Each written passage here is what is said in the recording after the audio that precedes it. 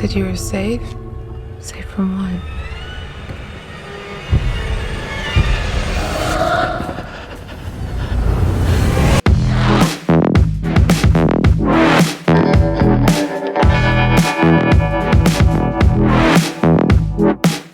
Welcome everybody, you are getting Lost in Plot, the show where we focus on story first, but not exclusively, across the mediums of film, television, video games, really anything with a story. I'm Wade, that's my brother Jake, and today we have for you, The Night House. Now let's go get lost in plot with The Night House. There are going to be some spoilers here, so if you've seen The Night House, great, solid, but if you haven't, maybe you want to hang with us for just a little bit and then come back later after you've watched it, because really the biggest thing to talk about with this is the reveal. We're gonna spoil The Night House! We've got to talk about it. Anyway, let's dive into it right now. So, reeling from the unexpected death of her husband, Beth is left alone in her lakeside home he built for her. She tries as best she can to keep it together, but then nightmares come. Disturbing visions of a presence in the house calling to her, beckoning her with a ghostly allure. Against the advice of her friends, she begins digging into her husband's belongings, yearning for answers. What she finds are secrets both strange and disturbing, a mystery she's determined to unravel. This is a supernatural thriller that keeps the suspense going all the way through. We get clues along the way, but the writers keep us in the dark just enough that I couldn't quite get ahead of them. I almost did, but they did a good job with the mystery, and they didn't cheat along the way.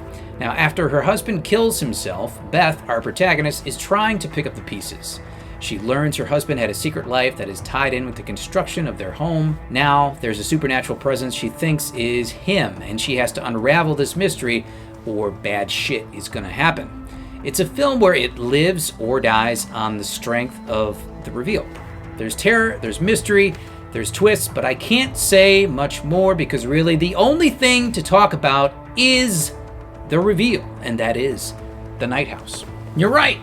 It is the reveal. The entire movie rests on the reveal. Do you love it? Do you hate it? It's probably gonna be because of that reveal, and I have strong feelings about it myself. I'm gonna save them for a little bit later, but yeah, I mean, the whole movie, the only thing you're gonna talk about is the reveal and whether it either makes or breaks. And what that means is really that the craft and the build and everything in this mystery suspense story is done well. It's done very well. It's well acted, well directed, well written up to a point, and then you get to that big jump off and you either buy it or you don't, and that's what makes this thing live or die. So, before we get to any further of that, let's find out who wrote this. That's right. Now, say my name. So we've got Ben Collins and Luke Piotrowski. I hope I said that right. Talking about who wrote this, and we've got a writing team here. So they've done everything together. Let's have a look at their credits. Throw them up there. Starting in 2016 with Siren. Neither of us saw that. Boy, sorry guys, we missed your whole catalog up to this point. Yeah, Siren And it in hasn't 2016. been long. They've been at it for a few years now. Stephanie in 2017. And the Metacritic audience doesn't even have a score for Stephanie. Yeah, not enough crazy. people have seen it. But 2017, I guess this was kind of their breakout. Super Dark Times. Love that title, Super Dark Times. I do too, and it's got a 7.1 audience score. I am tempted to watch that one. Based on what I've seen here and the positive audience score there, might give that one a watch. Now, Well, I agree with you. These guys are good. They know their craft, and it's on full display with this particular movie. So I wonder about Super Dark Times, but there's no doubt about it. We're both very impressed with the skill of these two writers and filmmakers. but we get to their most recent one, and it actually is the lowest Oh no! on the list. The Night House coming in at a 6.1. What do you make of that one? Well, 6.1 is not a terrible score. It's not way down, so people didn't hate this movie, but It's lower than Siren in 2016. you're right. Siren. Oh, Siren. We like And this that. could come down to, the polarizing reveal at the end of The Night House. Either you think it's cool and the message they're saying is good, or you think it's shit. That's exactly right. And I can contain myself no longer. Let's get to it in breaking the story.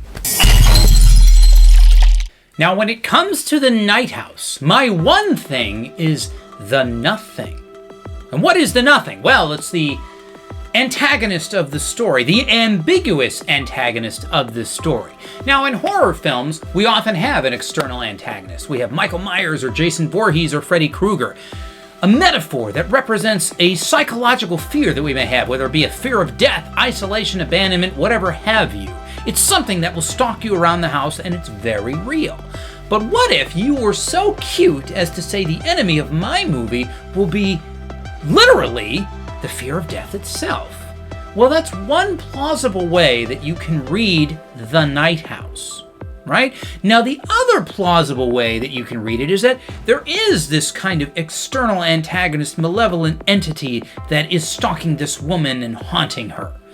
And it seems that the filmmakers really want to make an enemy of belief itself, in the bizarre dichotomy between the protagonist, the grieving widow, and her deceased husband who killed himself by his own hand. So let's dig into this.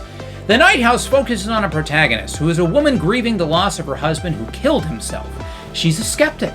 She doesn't believe in an ever after because of a previous encounter with death wherein she saw nothing. Her husband is the opposite, a true believer. And the film treats them both very, very differently, to where the husband who believes in things really believes that this nothing is an entity unto itself which wants her dead and is cajoling him to do the deed to such an extent that he's to come up with these elaborate schemes to try and evade this malevolent presence, which includes building a mystery house, a maze of sorts, and then becoming a serial killer and targeting women that look like his wife in order to throw this entity off the scent. As bizarre as that seems. Now, this belief throws him into a spiral of some kind of madness to the point where he determines the only way to truly protect his wife is to end himself.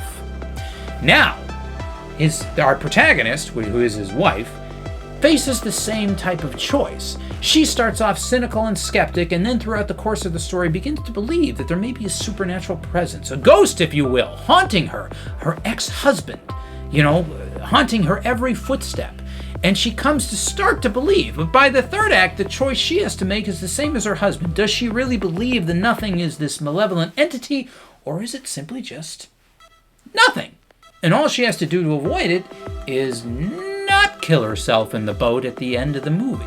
And in that way, the film seems to take a side, and at least put a message that belief itself can be dangerous when it drives you into this madness, and it's probably better to be cynical and believe in nothing. Now, that may be an unfair reading of what the filmmakers had planned, but that's what I left the film with, and ultimately it left me disappointed. Interesting reading. I had a slightly different one, but maybe Go they ahead. complement each other in a little bit. Now, I don't remember the guy's name. The gentleman was the neighbor who saw the guy out in the woods. She runs into him a few times, and he says something. See no evil, hear no evil. Yeah, he says what I consider to be the theme of the film in one of his conversations with her. He says, death leaves a void. Okay? Death leaves a void. You can choose to either fill that with good or despair. And that's really the choice presented to her. What the hell does that mean? What does that mean? Well, it means there's a void there. You've lost somebody. You can either remember them for their good moments, for the things that they gave you in your life, for those good times, or you can say, everything is shit, I hate this, it never meant anything, it was horrible, and now I'm left here, and I don't want to be here, and I want to... Interesting. Despair. I like that view much better than the one I took. And that was really her choice at the end, is basically, she's left in this spot where you can look at the husband in one of two ways. He was a monster, he was killing women, he had this secret life, he was lying to her, he was deceptive, or he was doing this to protect her, he loved her more than anything, he sacrificed himself for her. Which do you choose? Now, she is a awful cynic in the beginning. She believes in nothing, right? Correct. There's nothing beyond that. When I died in the car crash, there was nothing else there, just darkness. So that's how I know. My husband doesn't feel that way. We have the argument, but that's how she felt. Now, that is completely rocked. Her view on everything is rocked by all of these supernatural occurrences that are happening in her house. That's challenging her, what she thought she knew, okay? And then this entity that you're talking about kind of reveals that I was there and you left me when you survived the car crash. You When should she have cheated died death, right? and been with me. And now I'm back for you. I've been chasing you all this time, but your damn husband was tricking me with his trick house and all of his other dead women. That's really stupid. Yeah, but and that's what it was. So like, she comes down to that, and it's something like the neighbor told her is like how you choose to fill that void that death leaves for you, either with dwelling on the positive, good moments about the people that you loved who are now gone, or turning to the dark side. And, a scotch and a handgun, good evening to you. So those are your two kind of... that's how I read it. It's interesting. I like the way you read it better, but Okay. for me, I couldn't help but imagine it was something like I had indicated about the leap, where clearly So the you think it's husband quite was a believer. pessimistic and you're an idiot to be a believer. Very much I'm so. taking the other side is like, she's been a pessimist, she's been miserable, and by the end she doesn't kill herself because she's learned that, she's going to fill that emptiness with positive good things about her husband, despite the fact that he was killing women and burying them in the woods. He was deranged. But he was doing it to protect her. Yeah. And it's not satisfying in the sense that, you go see Halloween, you have these external antagonists. Michael Myers is going to stalk you through the house. You're not going to be stalked through the house through your, imagination or your fear of death or anything. That was the problem I had with it. When really, Get to she's that. not under any type of mortal terror. Nothing's hunting her. It's all basically in her head. And that's not particularly compelling to me. I like the performance by Rebecca Hall. I think about 80% of it was razor sharp. It gets to a point Let me tell you where something. You better like the performance by Rebecca Hall, because if you don't like her, you walked into the wrong movie, because it's like It's all Rebecca Hall. Every damn scene of this. It's like they put a camera up her nose and followed her around the whole time. Yeah, she sells it. Well, she's a producer on this film too, so of she really course. believed in the property. Keep Now, that camera on me. She has an amazing scene where she confronts the parent of one of her students while she's grieving, and it's unbelievable, the nuance of which she plays the scene with the emotion. But by the end of the picture, she grated on me a little bit where she's like, I'm crazy with grief. I don't care about anything. But it's like, okay, if you're not afraid of this thing, then why am I afraid for you? Because you're just basically throwing caution to the wind and running out and putting yourself in perilous situations. But there really wasn't anything. It was all in her head for the most part, if you take that reading of the story. So I guess we've talked to it enough. We got two different approaches on it, which shows you that the ambiguity really allows for a lot of different interpretations on this film. So maybe if we did spoil it for you, you're still okay. Perhaps. You can go watch it and see if you come in on one of these. Choose which side. See what you think. Let's see what we think at the next segment, Dead or Alive. We're back. It's Dead or Alive. So tell me, sir, what is your verdict for The Night House? My verdict on The Night House is dead at a 5 out of 10. Now, we You talked hesitated. about- You hesitated Yeah. before rendering that verdict. Well, because this is, I think, appropriate, and that we're kind of giving it this binary choice, because that's what so much of the film is about, in my reading. But anyway, it comes down to the reveal. Now, I got to the reveal, and I, like you, without the external antagonist, something really chasing you around, instead it's just this phantom the entire time. By the end, we get to a reveal. We never really find out what it is, other than some kind of phantom personification of death that's Exactly. been following her around since she survived this car wreck. And he's kind of come back to reclaim her, but in order to reclaim her, she has to make the ultimate decision to put a gun to her head like her husband. And okay, and I think that's kind of included when you remember that there's a shot at the end. It's up in the sky. There's like 2 moons, I think it was. Do you remember that? yes. There's 2 moons, and that's kind of representative of that choice, again, filling that void that death leaves with either the good, positive things or the bad stuff. And she's out there in the boat all by herself.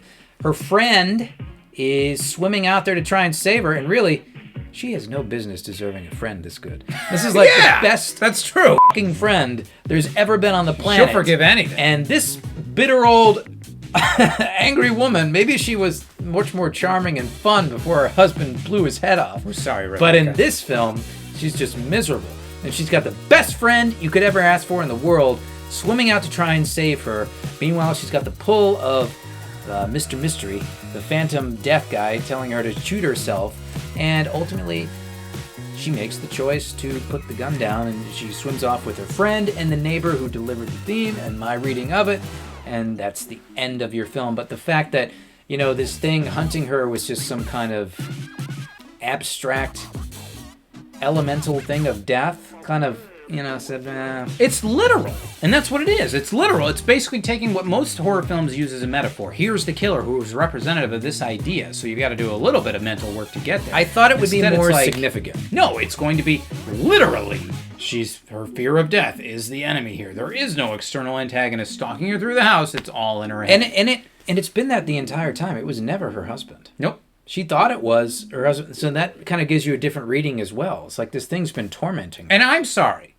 Her husband, in the end, is a goofy asshole whose logic knows no bounds. Now, I'll get to my verdict. For me, we had virtually the same experience with this one. It is dead, and it's a 5 out of 10 for all the same reasons that you've mentioned. The only cherry on top that I'm going to put on this Sunday is how goofy and dumb the husband is, who really believes that there's this dark entity who's cajoling him to murder his wife, bring her back to death. And his solution is, I'm going to build a house with a reverse floor plan to fool this evil spirit. Ha ha! But that won't work. So now I'm going to become a serial killer and murder a bunch of women, all of whom kind of resemble my wife, and offer them up to this entity to fool him. Okay. That's what he did. That's what he did. That's what he did. So, yeah, I want it to be more significant than what it was, because you see all those moments where this thing is kind of tormenting her, and by the end, it's just, it's death coming to chase her. But it makes the husband's story so absurd, to your point. Yeah. And what's interesting is we read this film two completely different ways, and we both came to the exact same final verdict on it. That's right. So I don't know what that says. Well, it says it didn't work for you. It Not didn't quite. work for me. Did it work for you? Guys, if you liked this video, please leave us a thumbs. If you loved it, consider a subscription. Leave your comments down below. Tell us what you thought about The Night House, because it's really executed well. Right? There's no doubt. The directing, the acting, the script writing, it's all pretty good. It's it about enough? that reveal. What did enough? it do for you guys? Please leave us your comments down below. Look for us on Twitter. And guys, we'll be very happy to see you all on the next one.